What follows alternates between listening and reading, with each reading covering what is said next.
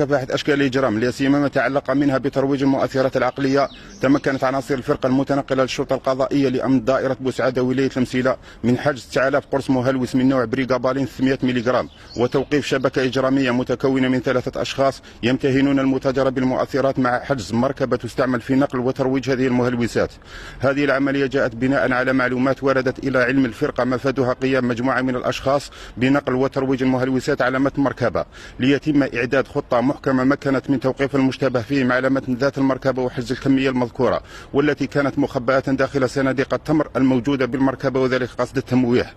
بعد استيفاء إجراءات التحقيق سيتم تقديم المشتبه فيهم الثلاثة أمام الجهات القضائية المختصة عن تهمة حيازة المؤثرات العقلية قصد البيع بطريقة غير شرعية، شحن ونقل المؤثرات العقلية، حيازة ونقل بضاعة مهربة باستعمال وسيلة